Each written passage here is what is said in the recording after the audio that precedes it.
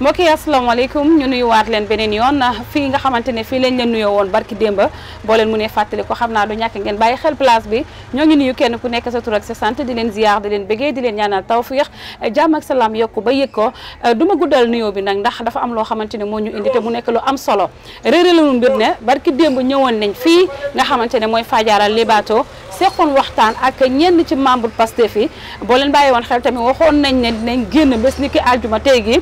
def seen doxi ñaxtu dem ci ambassade bi nekk ambassade du Sénégal bi nekk fii ci réew mi waaye dafa mel ni loolu mujjewu la antu li ci mën a am mooy dinañ ñëw léegi waxtaan ak ñoom ñu wax ñu lan moo waral loolu kon ñu ngi leen di nuyuwaat bu baax di leen fàttali yéen a ngi ànd ak Elite Media di nuyu di ziar ñi nga xamante ne ñu ngi ñuy bàyyi xel ci Facebook live bi ak yéen ñi nga xamante ne da ngeen ñu topp ci YouTube bi Sista Ouleyla Yaay Fall bi dañuy dalal nag dañuy njëkk a dalal ma sœur muy Awa Diallo Awa nuyu nañ la ziar la once again. Soxna Ouley nuyu nañ la di la dellu ziar bu baax a baax di rafetlu dalal bi ñu dalalaatal fii sant yàlla rek. jërëjëf mbokk yi mu ngi noonu Awa Diallo ngeen dégg léegi nii moom mooy conseillère technique bu association bi wala duñ ne bu Pastef laa mën a wax sax ndax it mbir mu am solo la moom gis nañ taxawaayam depuis bu li tàmbalee ba léegi Awa kontaan nañ ci dalal la ay ca ma dalal sekkeen bi borom sant bu naqari bi muy Youssoufa mi nga xamante ne moom moo yore seen kaddu mooy porte parole bi Youssoufa Seck asalaamaaleykum. waaleykum salaam wa rahmatullah Njawen bi maa ngi lay nuyu di la jaajëfal bu baax gis nañ sa taxawaay ci sa liggéey ñu ngi la ciy jaajëfal bu baax a baax di nuyu Gambien yi yëpp ndax suñuy mbokk lañ waaye di nuyu suñu mbokk sénégalais yi nga xam ne it ñi ngi fii te di ñuy seetaan di ñaanal ñëpp jàmm daal. jërëjëf seekeen bi gis nga ni may gis ni suba laa gëj a lekk te ku ma dégg xam ne sama baat foor na te óor na ma añ nga ndekki nga. añ nga ndekki nga añ nga. njogonal teg si ba pare baat bi suufee nii dinañ del siwaat si yow Aïcha dañuy dalal ki nga xamante ne mooy Alaaji Dieye nekk porte parole bu Pastef moom mu nga ba tànjee Alaaji ñu ngi lay nuyu di la ziar bu baax a baax. jërëjëf soxna si ñu ngi lay fan di la jaajëfal baax di am mbégte kontaan ci dalal bi ñu dalal di jaare doomu Gambien yëpp góor ak jigéen mag ak ndaw di masawu coono suñu doomi Sénégal yi nga xam ne tey ñu ngi ci jafe-jafe bi nga xam ne tey moom la ñuy dund ak ñoom. mu ngi noonu continuité lay doon parce que man dama gëm ne dañ tàmbali woon loo xamante ne waxtaan la ak parti bi nga xamante ne ki ko jiite di président Ousmane Sonko muy parti Pastef gis nga lii jot a xew depuis Adji Sarr ak Ousmane Sonko ba li xewoon ci bi mu war a dem tribunal dem ji jooj bi ak li nga xamante ne marche yi nga xamante ne moo xew tey ci Sénégal démb ci guddi barki démb ba tey ci boppam mu nekk lu yéeme lu doy waar dañ ne nag Elite Media duñ bàyyi noonu dañuy toppaat parce que waxtaan nañoo ak ñoom ñu ne dinañ génn àjjuma Awa dama ñëw topp affaire yi bëgg a xam seen àjjuma tey gi naka la mujjee. waaw danga may rek ma masawu mbokku Sénégal masawu mbokku Gambia bëggoon 2 secondes boo xamante ne dañ koy def silence pour suñu doom yi daanu tey ñàkk seen bakkan di juróom-ñaari bakkan yu daanu 2 minutes de silence d'abord avant ñuy commencer war naa mën a 2 secondes de silence. war naa mën a nekk. waaw soxna Ouley jërëjëf di la jaajëfal bu baax a baax di la yëgal ne que rek comme niñ ko waxee woon def nañ ay demande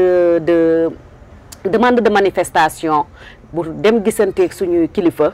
waaye demande boobu noonu accordé wuñ ko tontu wuñ ñu ci waxuñ ñu ci dara waaye comme ñun li ñuy jàpp rek mooy que ne suñu buntu ambassade suñu territoire Sénégal la suñu kër la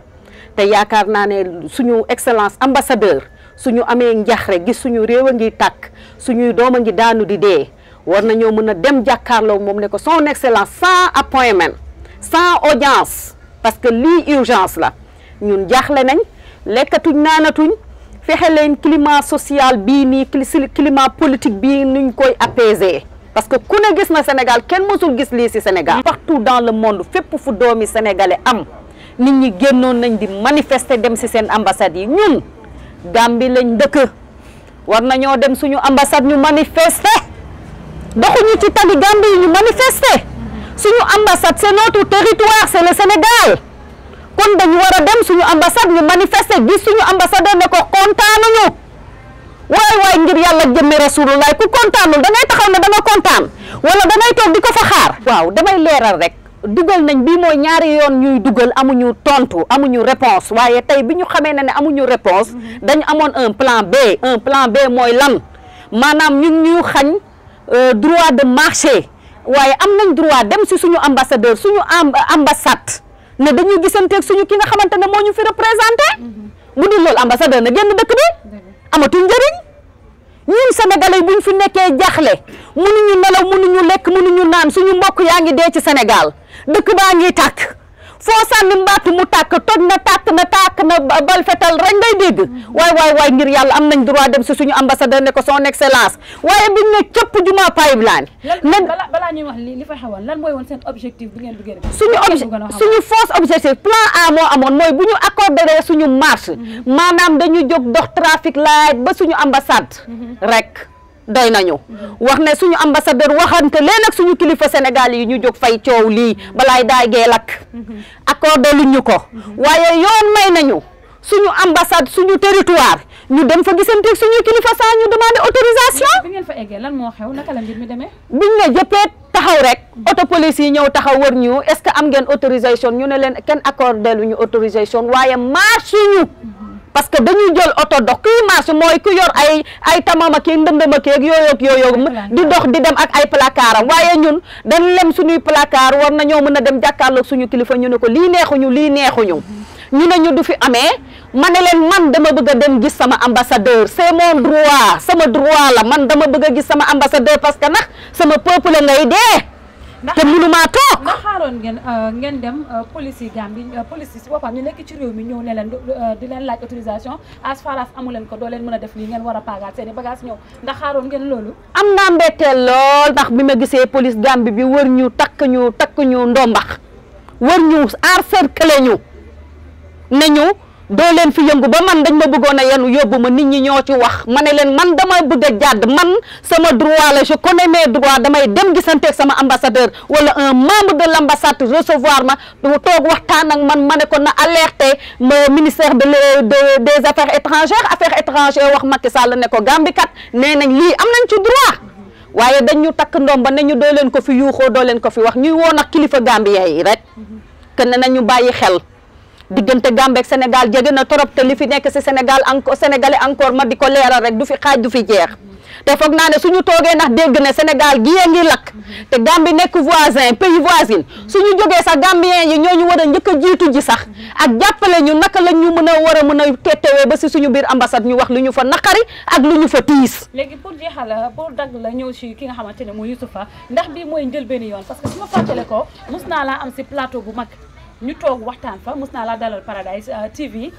jamono jooju mooy jamono Covid bi xaalis duggasee nga ñëw tamit ak comme ni nga ñëwee nii tey noonu nga meloon ndax bii mooy njëlbéenu yoon ngeen dem ambassade pour mën a gisee ñoom wala di am ak ñoom ay jàmmaarloo. waaw man bii mooy sama ñaareelu yoon saa yu ma jógee ñu indil ma ay camion wu gendarmerie tollu ma ñetti pom nax tuuti ba bëgg a dee galaxtaan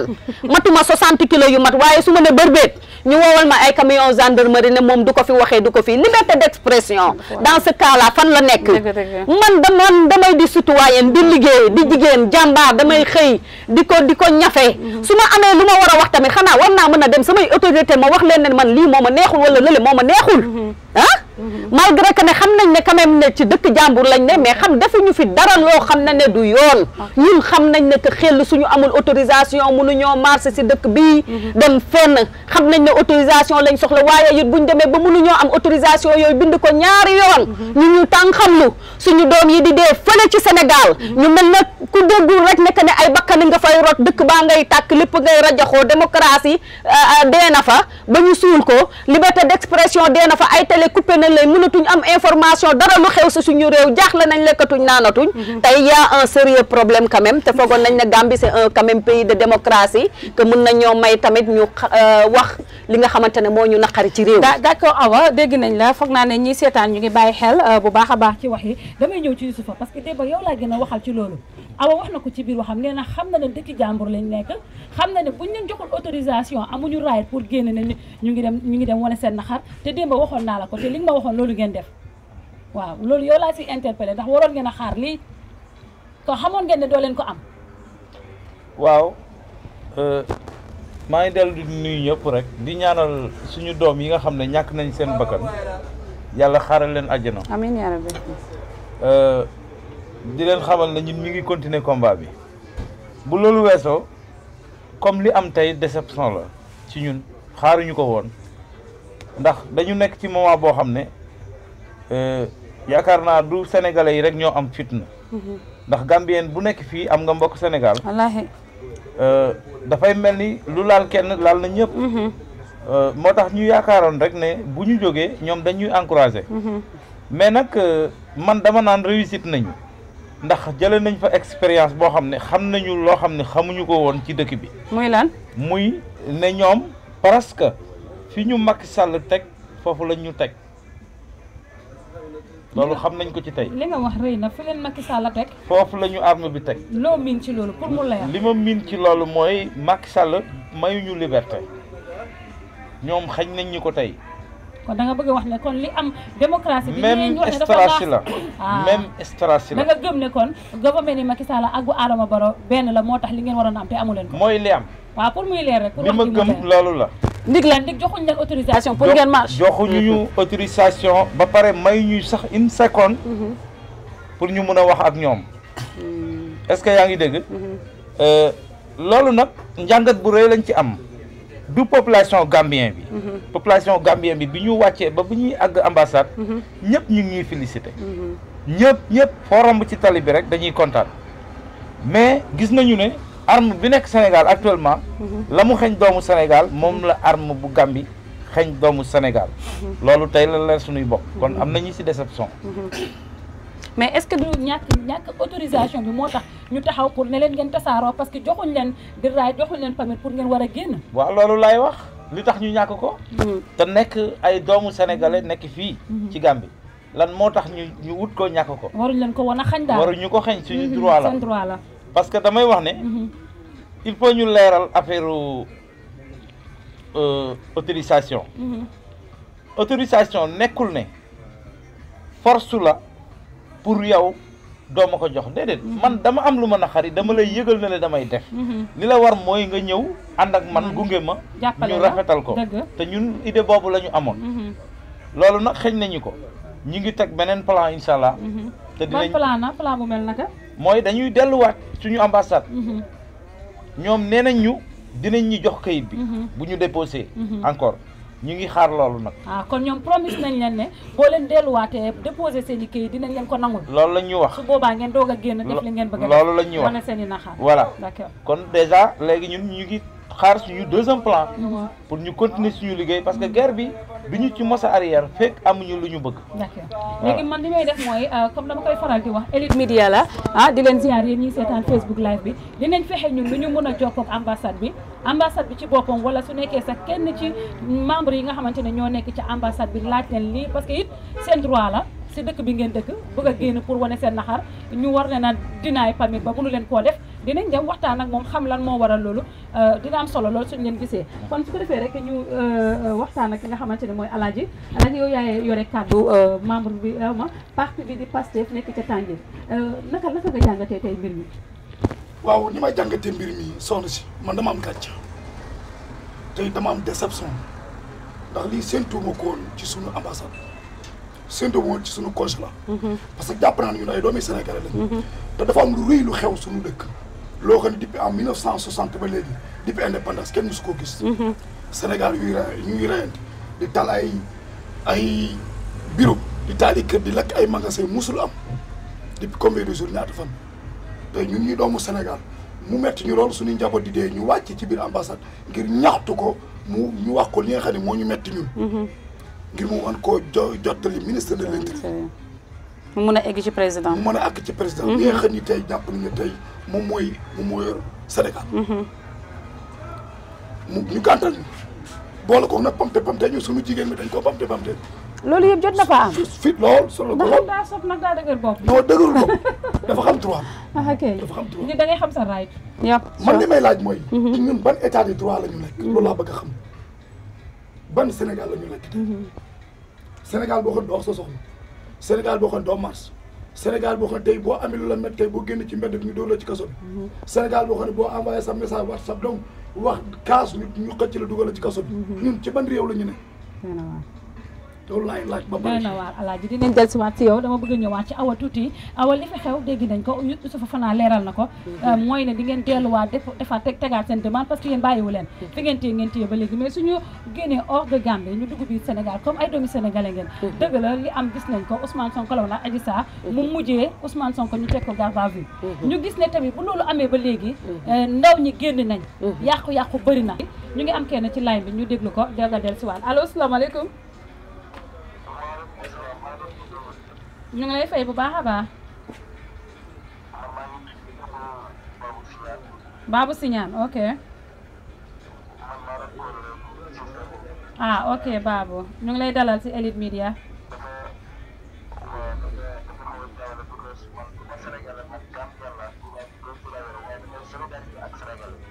ok da ngay solidarité ak sénégalais merci.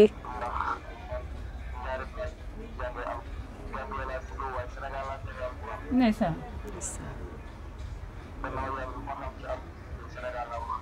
ok waaw loolu mooy dëgg ndil bu tur bi ndeysaan dëgg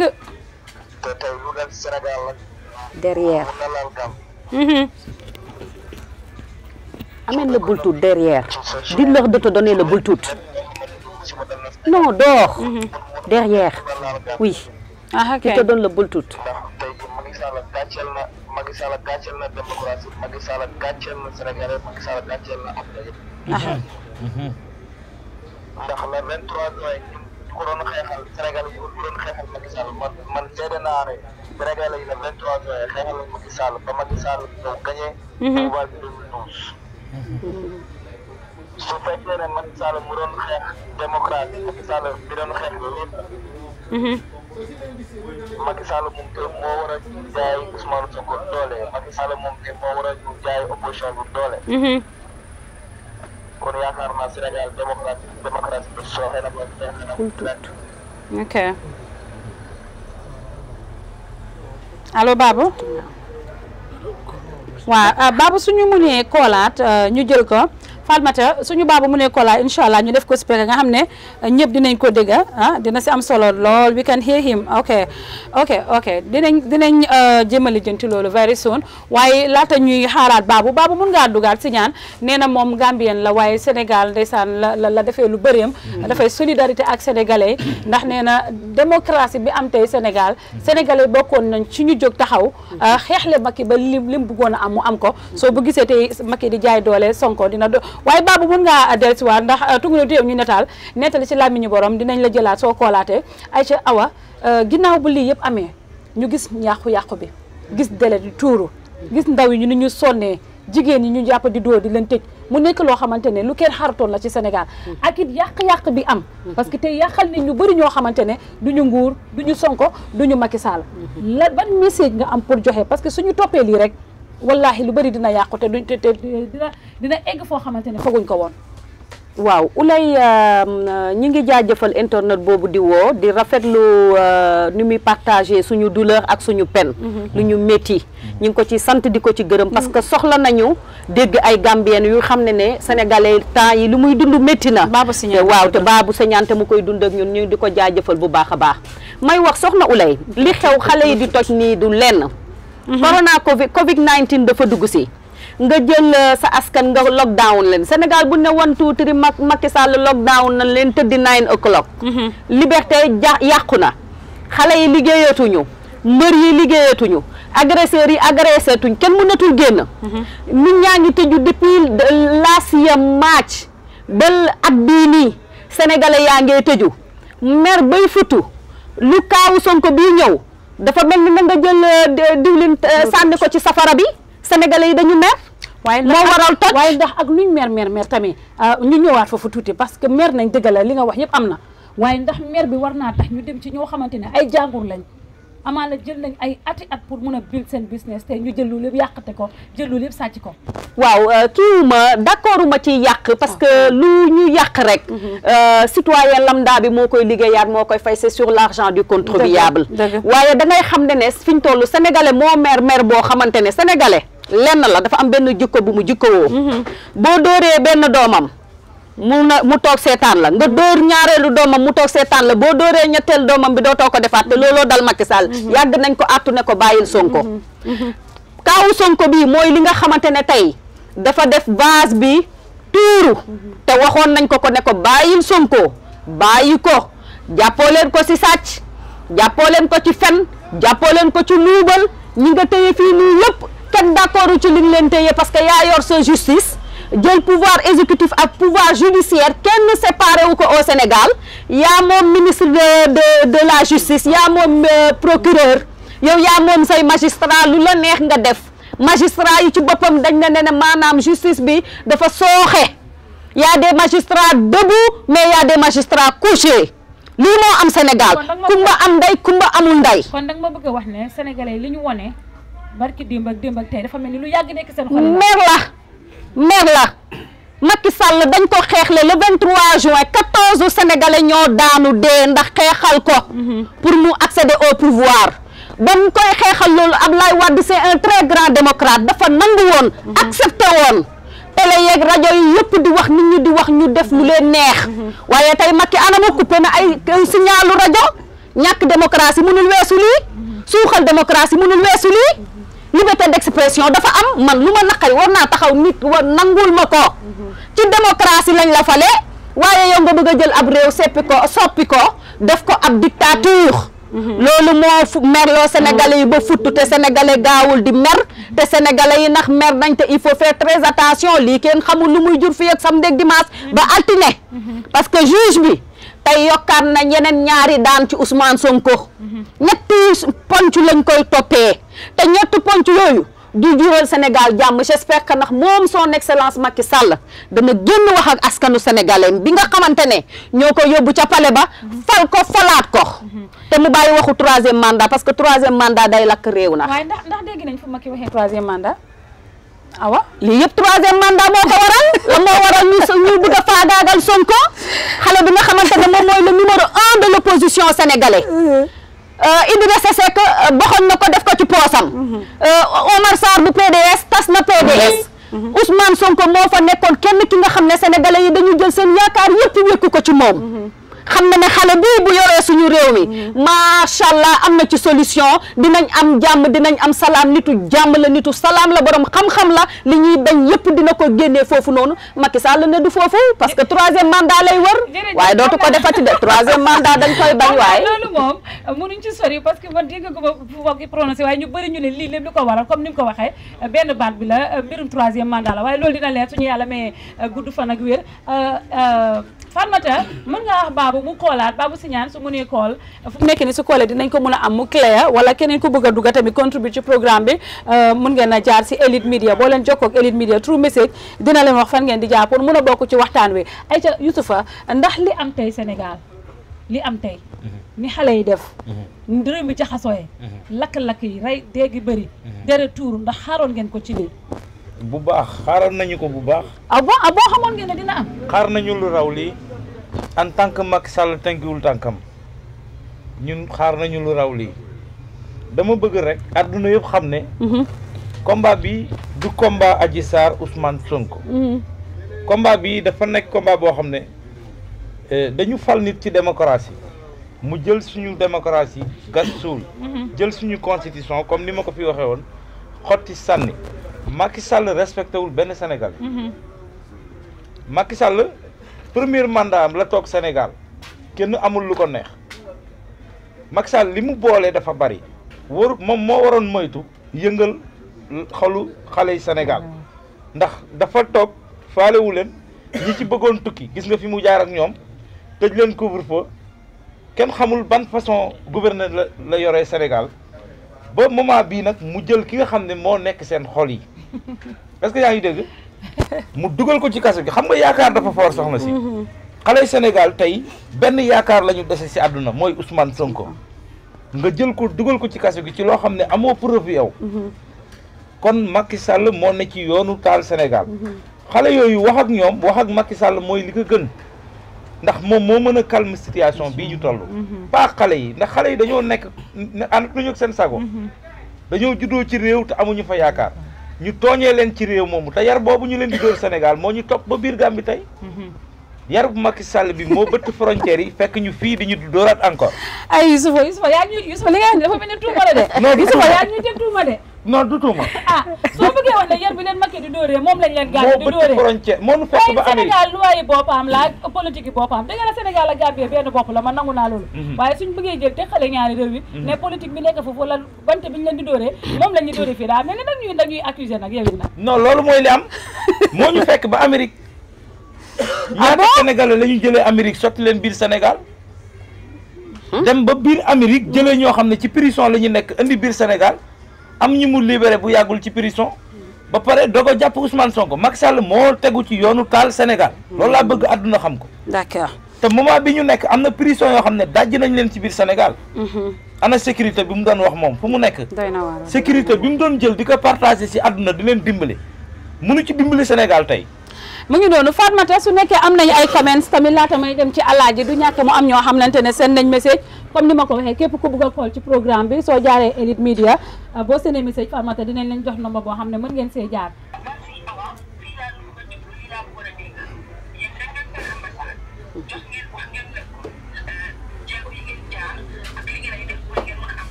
Youssoufa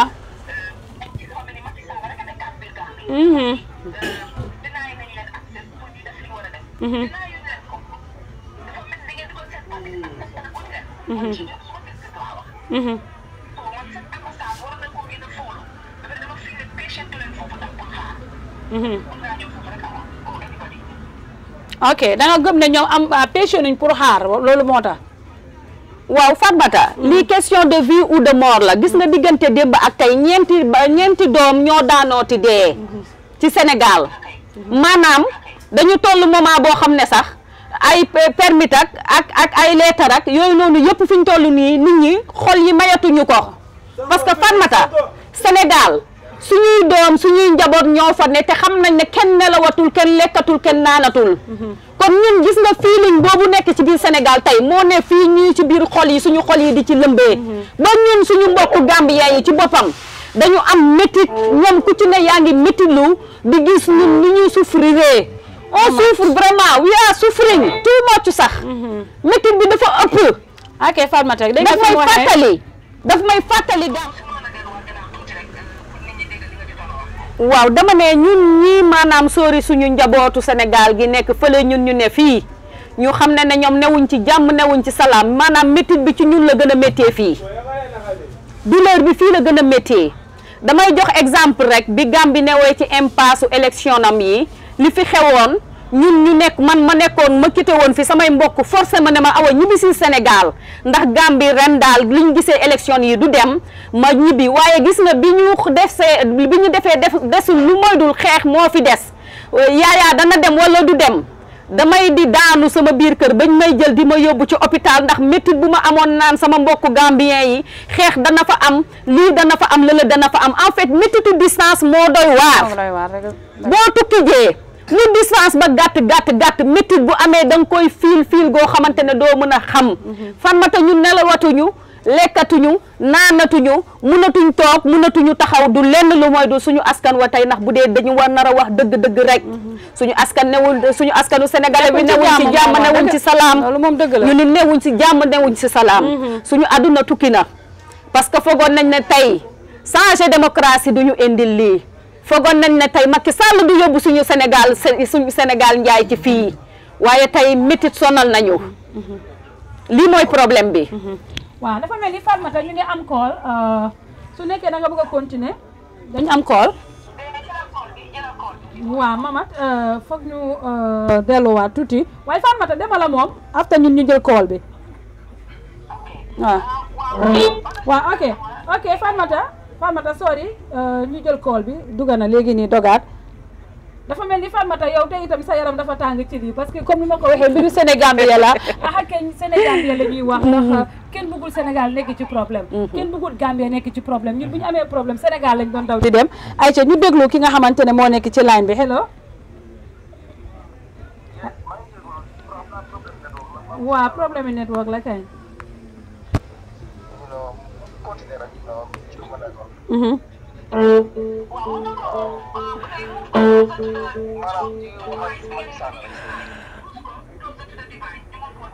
waa nekkul leen di ko dégga ok kon ni ñoo def rek mooy ñu bàyyi la yow nga continuer parce que su nekkee nekku leen di ko dégga te li mu wax dafa am solo kon dafa mel ni amul benn njëriñ ñu bàyyi la yow nga continuer suñ ko mënee dégga rek ñu yëlaat ko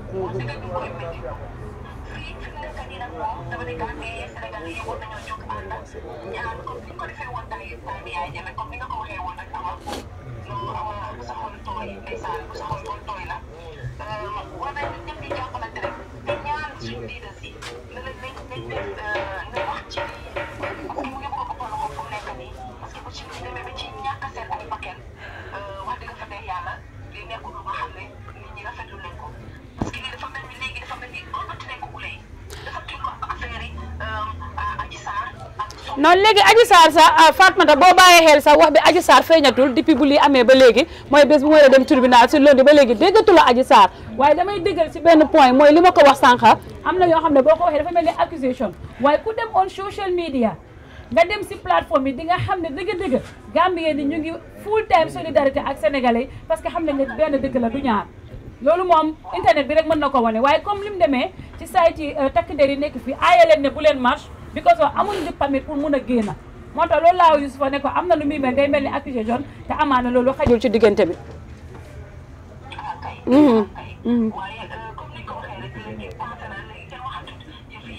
Adji Sarr déedéet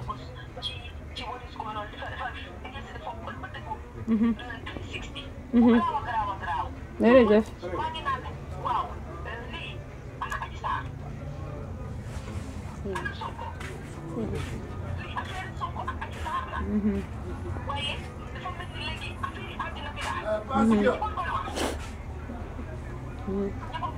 dëgg déedéet am na léegi tey ñu neexal sax kontaan nañ yow dañ lay suñ la déggee daf ñuy neex macha allah mu wax lu am solo sànq parce que boo bàyyee xel sax tey bi Sonko demee tribunal daanaka juge ami sax ñi nga xam ne ñooy ay looyaam pour ñu gis ko problème la dafa dem ba affaire bi awa dafa mel ni li nga waxoon te njëlbeen loolu moo ñëwaat loolu laa nekk di gis parce que yow dee wan danga ma ne complot la te képp ku nekk Pastef ak ñu bëri dañ càmbar ne mbir mi nekkul sax fu ñu ko fogee ak li am du benn te dafa mel ni wane nañ lii waaw damay confirmer rek di sant di gërëm Fatmata ci sa kàddu yi rafet na sant tamit mbokku Gambien yëpp yi ànd ak ñun ci suñu naqar bi ak suñu tiis bi dal ci suñu kaw waaw suñu xol tooy na torop mais dinañ forcer ñu wax parce que foog ñu dégg ñu foog ñu wax foog ñu xam ne que dafa am ñu taxawal ñoo xamante ne kenn mënu dégg seen i kàddu. xaaral ma bàyyeegum la ma tourné si alaaji parce que commencé na jooyi man dama ko yërëm parce que ragal naa feebar mu jëlee ko si parce que fan yëpp xam naa ci lu mu nekk damay wax ak moom tout le temps mais tey yóbbu nañ Sonko tribunal juge bi mënuñ ko woon a gis kenn xamul bopp beeg génn lan nga foog ne alaaji tey lii ci lan lay mujjee ak sa xalaat lan la jox. soxna si comme li ma waxoon sama départ bi rek loolu laay waxaat nii dama bëgg a xam ñun waa Sénégal ci ban état de droit la ñu nekk seul laay doog a gis ñu jàpp nit yóbbu ko ñu ne ko sa avocat la gis lan moo waral loolu ba pare maa ngi dégg ñu naan ma démb ci guddi lañ ko génne yóbbu ko tey soo ñu avocat yi dem nañu commencé jot wax dama jàpp nag bu dee Macky Sall ak Adji Sarr ak Ousmane Sonko dañoo am jafe-jafe loolu bu dee état de droit la ñu nekk war nañ ko mën a topp ku tooj ñu xam ne da ngaa tooj. xam fu dëgg bi féete quand même waaw fu dëgg féete. ah ok mais tey fi mu ne nii xamuñu bopp la xamuñu kenn la. parce que tey dañ ne Adji Sarr moom porte plainte Ousmane Sonko. mais ñu dem ba ci biir kenn tëwatul Adji Sarr. tey biñ koy baaree barki démb. pourtant baaree wuñ ko ngir kii. dama jàpp nit ki boo koy woo. te muy citoyen dëkk ci réew mi. waroo ne ko waroo jaar fi. compagnie ko ànd ak moom. li ma jaaxal daal mooy Macky Sall. ni mu bëgg a jàppee doomu Sénégal yi loolu moo ñu métti. parce que benn tey Macky Sall sax dafa respecté wul population Sénégal pour te dire boobu. Macky Sall foo déggee mu def déclaration xam ne 31 décembre la. wala avril mois de avril.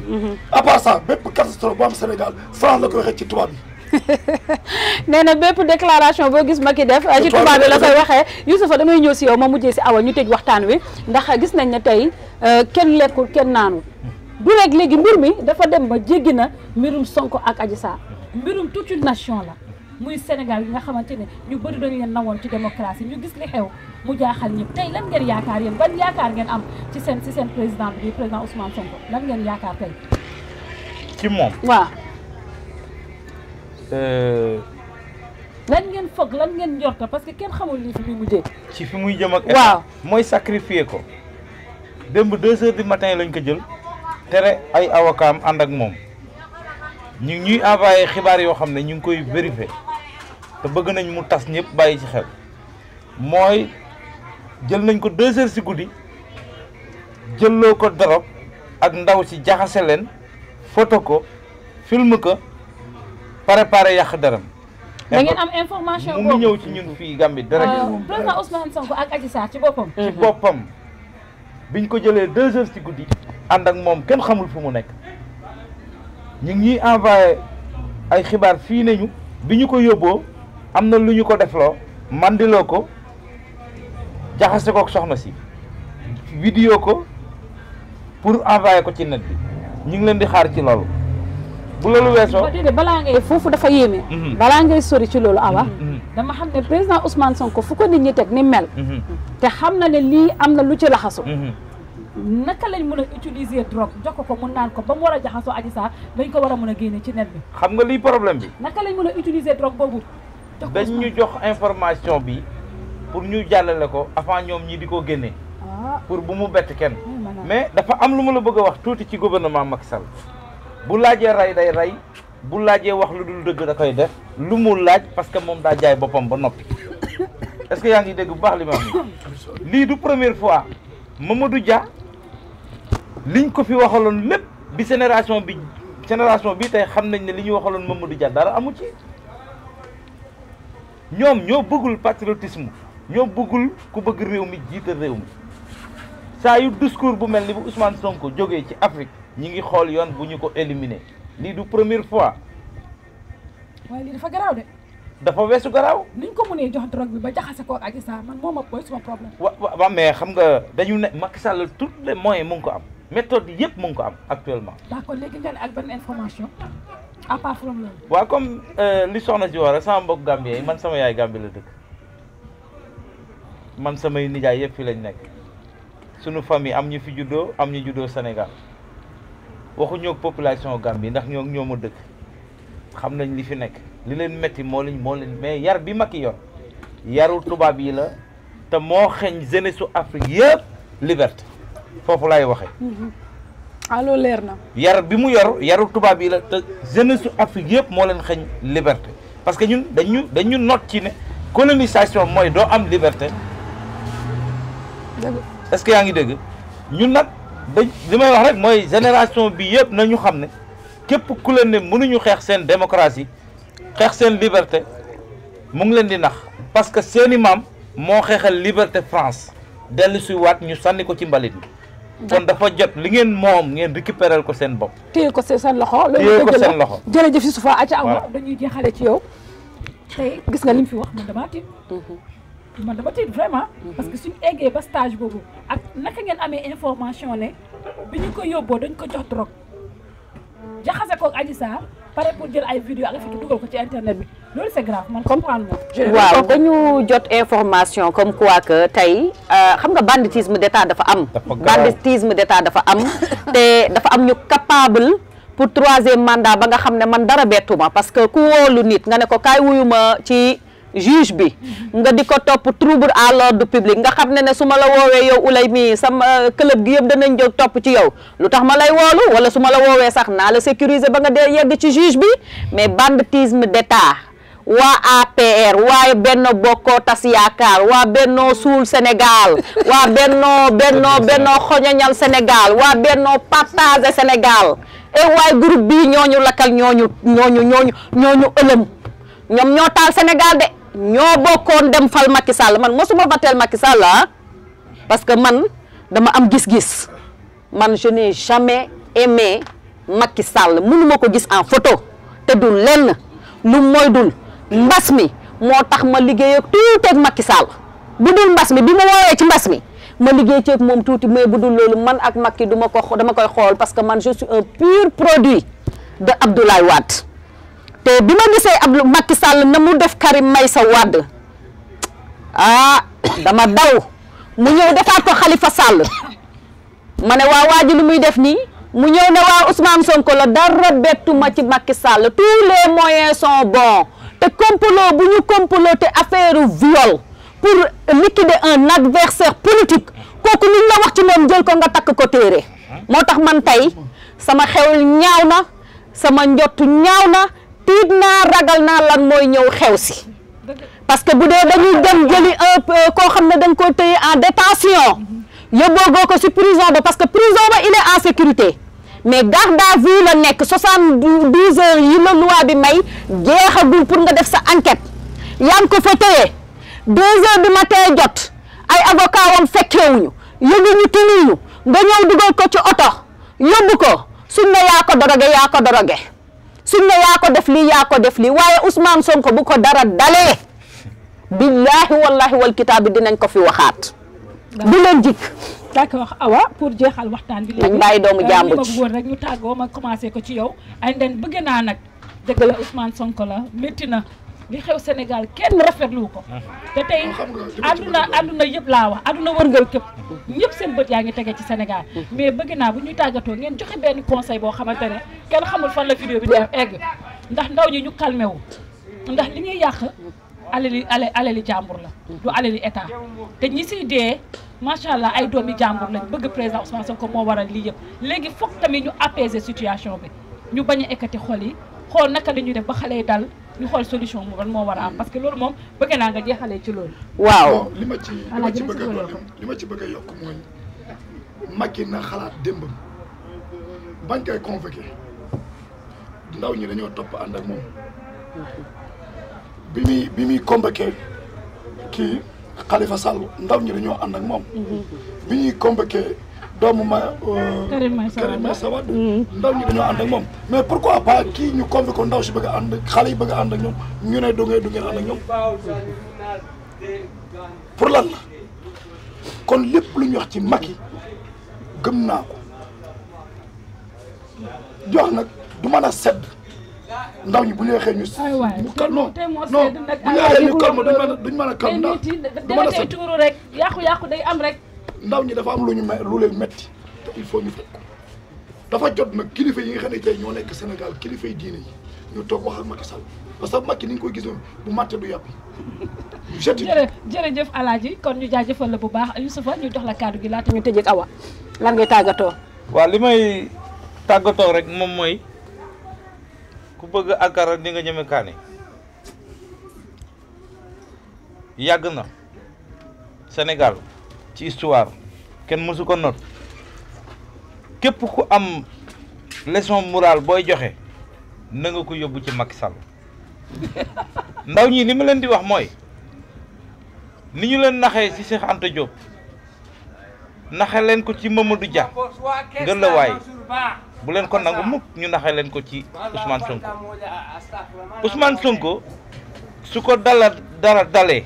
Sénégal mooy raw Rwanda man porte-parole Youssoufa Seck nekk fii ci Gambie maa ko wax bu ko dara dalee Sénégal mooy raw Rwanda. waaw yàlla bu ñu egg ci loolu. loolu mooy sama dernier mot. jërëjëf Seck waaye yal na bu ñu egg ci loolu yal na yàlla dool indiwaat jàmm ci Sénégal ndax jàmm loo ko dindee jar na ko tey réew yi nekk ci ay guerre yëpp muy guerre civile muy ay fitna kenn mënut a bànneexu ñoom ñëpp a ngi daw di uti fu ñu noppale ko yal na yàlla def xaw ma nu muy ñëwee ak nuñ koy defee waaye yal na jàmm del si waat Sénégal ndax ñun loolu rek la ñuy ñaan ay ci Awa ma bàyyi la nga tàggatoo. waaw soxna Ouleye damay sant Eline Média di sant soxna Fatmata ci conseil yi ak taxawin bi di sant Gambien suñu mbokk Gambien yëpp nga xamante ne ñu ngi partagé suñu naqar bi di wax ne pour apaiser la situation politique ak sociale. du kenn moo ko mën a apaiser lu mooy du son excellence le président Macky Sall. comment mu jóg lever wax ak njaboot gi moo ñu njaboote ñun ñëpp moom la ñu fal jox ko suñu présidence jox ko suñuy oto jox ko suñuy limousine jox ko suñuy avion muy dund penaar waaye lii nag dafa mel ni rongoñu baadoole buy siim cerey buur nga gis ay doomi sénégalais ñi ngi dee di daanu nga gis Sénégal ñi ngi taal depuis 72 heures nga toog rek màttu rek siisu rek ne la yaa lànk yaa bañ doo génn nga wax ak sa peuple. Trump du dëkkam lëngoo dafa génn wax ak population te Trump ko gën a sadik fuuf Trump ko gën a féroce fuuf keneen ak keneen ak keneen ak keneen Yaya Jammeh jote na fekk ay étudiants dafa génn wax ak ay xalem yi autant lu ko teree def Macky Sall. léegi daal apaisement pour mu am. moo war a jóg apaisé wu daal si Macky la des léegi. moom moo war a jóg wax ak population wam moo war a jóg wax ak kilifa diine yi ñaan kilifa diine yi parce que Sénégal nax dañ am ngëm-ngëm dañu fonk suñu kilifa diine yi waa Kër Maam Borom Touba su leen jiitaloon defu leen ay citoyen ordinaire suñ ne xale yi bàyyi leen xale yi bàyyi waaye bu la kilifa diine yi woowee na la. affaire bi lijjanti ko nga ne leen sama yoon newu ci kilifa diine yëpp a ngi toog tey Sénégal kenn nangu la wax mennam Habib Sy moo génn wax ñeneen ñi tuuti rek mais ña war a wax dëgg xale yi dalal xale yi ñooñu nangootuñ wax parce que nag kilifa su lay ñaan nga di ko gàntu mu di la ñaanaan nga di ko gàntu day mujj dootu la ñaan kilifa warul ñaan ñu di ko gàntu kon Macky Sall ngaari boo jekkoo deel baale sa peuple la ngi dee sa peuple xiif nañ sa peuple mar nañ xaaruñ la woon ci lii kon ñaan nañ la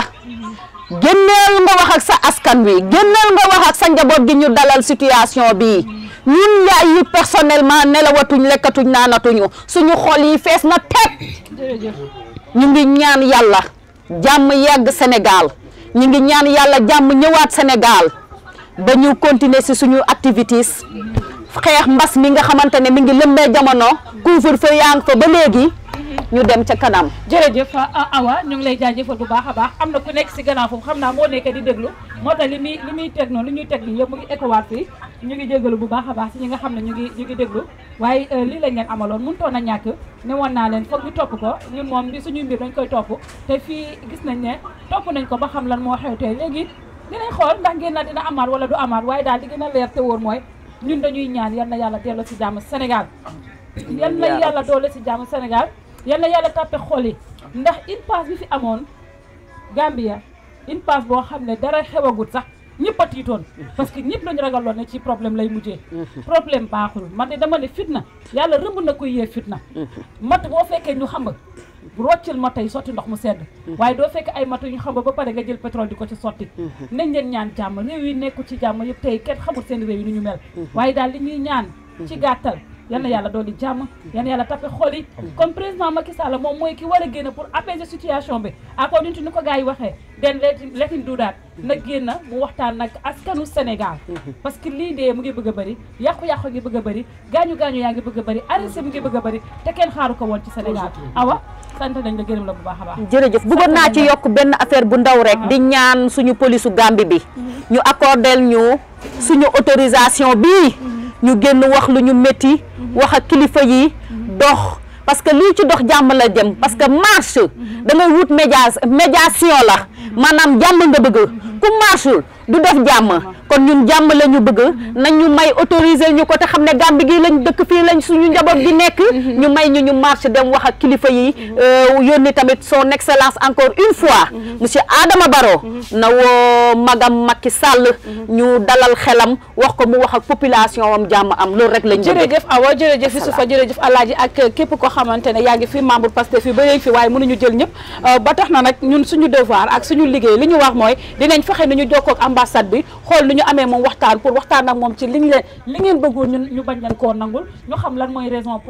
pour laquelle raison yi nga xam ne moo tax defuñu ko dinañ def suñ kéemtalaay kàttan pour jokkoo moom incha allah suñu ko mayee kon mbokk yi ñu ngi leen di jaajëfal di leen santaat di leen gërëm bu baax a baax ci teewlu bi di leen jox dig daje ba yeneen jëmbi jamono jërë ngeen jëf